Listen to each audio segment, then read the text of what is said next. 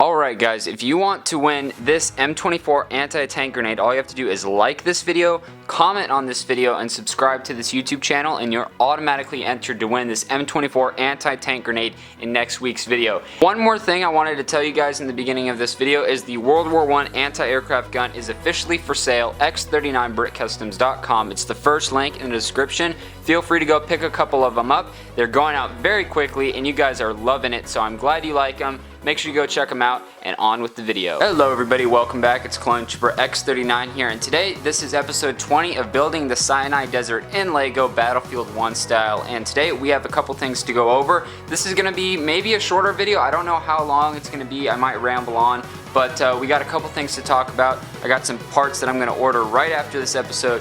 Other than that, let's just dive in, and we'll talk about the mountain first, so let's do that now. Alright, so normally I'm using this DSLR here on the tripod for more stable video, but I haven't actually gone with my handheld camcorder to really get in there and show you guys for a while. The reason I switched to the DSLR over there on the tripod is because it got rid of any camera shake, you know, like this, but it kind of restricts me because I have to adjust the camera so I can get as much in the frame to talk about. But now, you know, I can move in and talk about very specific things. So I might do this more often. I kind of forgot about it, to be honest with you. So here's the mountain so far. Voice crack, that was nice. So basically, what's new on the mountain? So I'd say this corner here is done, or is new. All of this is new, and this whole front face is new. We're going to talk about that in a minute because there's some issues there. And then over here, a little bit of this is new. I'm slowly expanding around this. If I get a bird's eye view of this, you can see how the trail is going to wrap around just like this. So that's kind of the plan.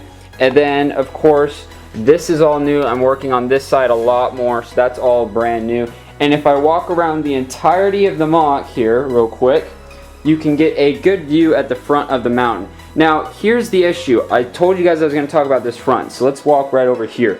So what my thoughts are is that this front right here, it's too flat. It's just going up at a straight angle, and it doesn't look natural, especially if you get from like this angle. See how it's just like it's constant. It needs to be more random. And like right here, I don't know about you guys, but like right here and here, this looks perfect. Like that is spot on. It looks like rock work. It's perfect. But this front face, like right there, you can really see it just doesn't look consistent. Now I might be able to, on this top half, kind of round it over up to this trail, and it might make it look good. But if you just look at it, there's just too many flats, and that's kind of on my part. So I might have to tear that front face off. But then the other problem is I'm running out of room here, because if you think about it, if I'm using these type of slopes, and I'm coming up at this angle, and then another one here, then, you know, my trail's cut short, then I have to cut back on this so the trail can be farther back. It's complicated, so I'm trying to figure out what to do with this trail.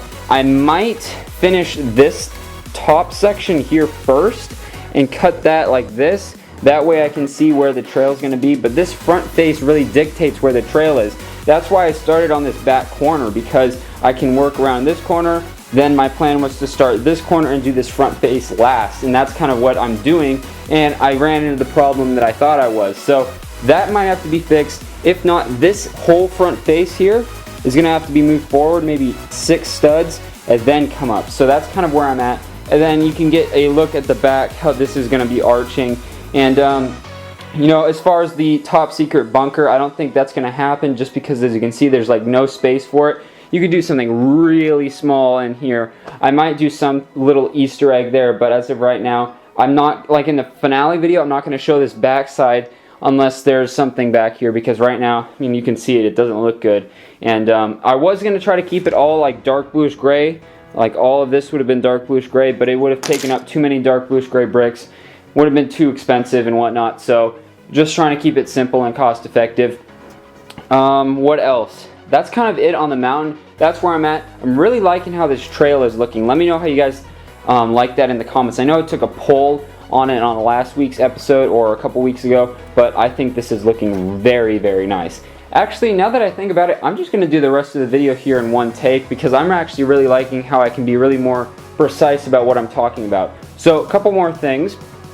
I got in some orders for some cheese slopes. Those are 1x2s. We got some 1x1 cheese slopes there. In tan, we got some 1x1 plates. Got some more of those. I've been using those. Those are great for detailing. We got normal cheese slopes. Now what I've been doing with these is I've been covering up all of these holes, these stud holes on all those slopes, which is nice. And speaking of slopes, see this bin right here? That's all I have. And as you can see here, there's not a whole lot of these 1x2x3 slopes left. There's maybe 20 in there. So I'm gonna have to order more. I'm actually surprised I'm able to get this much of the mountain done with what I have, but I'm gonna need probably, I guess, 200 more. And those are expensive slopes and kind of hard to find. I do have all of these 1x3 slopes, and I just got those in. And what these are for is to make this kind of more gradual arc.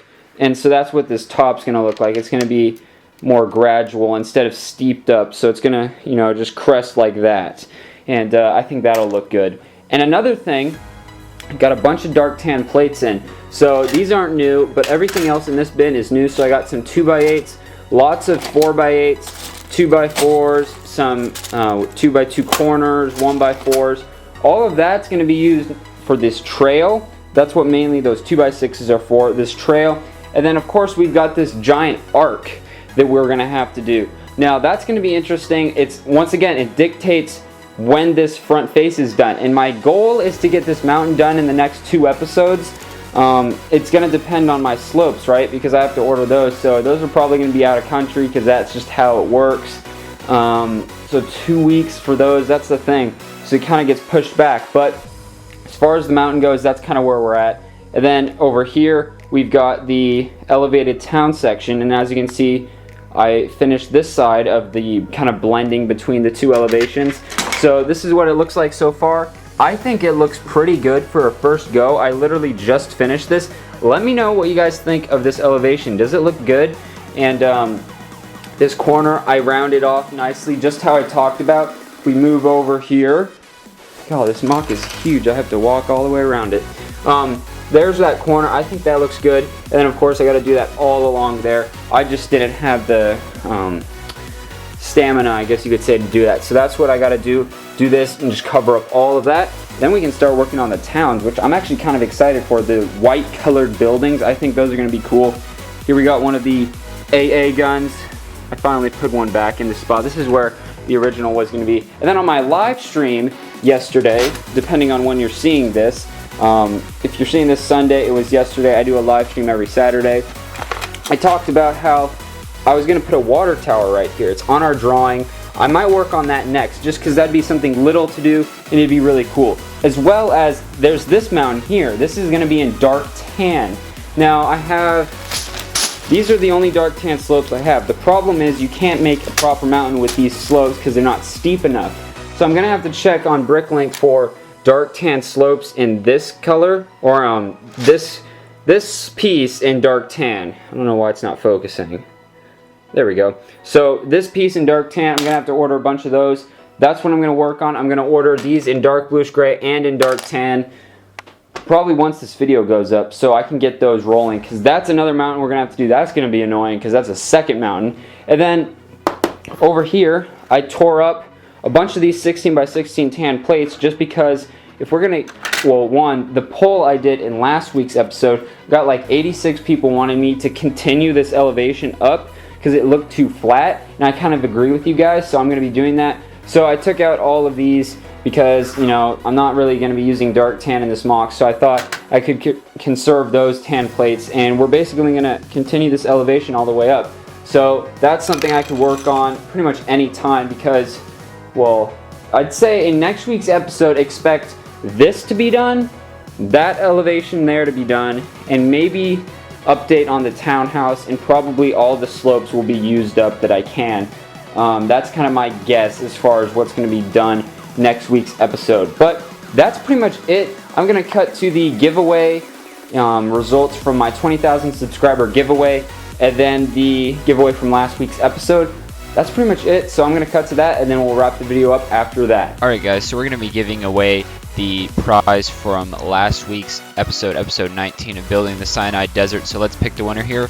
1, 2, 3. boom, you are the winner. So Husky Productions, all you have to do is personal message me here on YouTube with your full name, full address, and zip code, and I can get your prize shipped out to you. And then also, we have the giveaway for the anti-aircraft gun from my 20,000 subscriber giveaway. So we're going to be giving this away the same way. So 1, 2, and 3. There we go. Boom. Chris Doherty. I subbed at 10,000 subscribers. Well, you are the winner of this anti-aircraft gun. So make sure you personal message me here on YouTube. Full name, full address, zip code, and I can get this shipped out to you. So once again, thank you guys for entering in both of these giveaways. Thank you for 20,000 subscribers once again. And let's wrap this video up. Okay guys, thank you for watching. Let me know if you like me going handheld. Like I'm going, handheld instead of this tripod with the camera there. That way I can be really precise, and this is really old school. This reminds me of the Battle of Quilu. I used to do this, and I could walk around and show you guys, oh, I got these new parts in, and I can kind of go all the way around the MOC. I think it works pretty well, especially when I got these lights. It gives some good lighting, and yeah, let me know in the comments down below, guys. Thanks for watching. Have a great day. If you want to subscribe, click right here. If you want to check out last week's video, click right here. And if you want to check out another video of mine, click right here. Thanks for watching, guys, and I'll see you next time.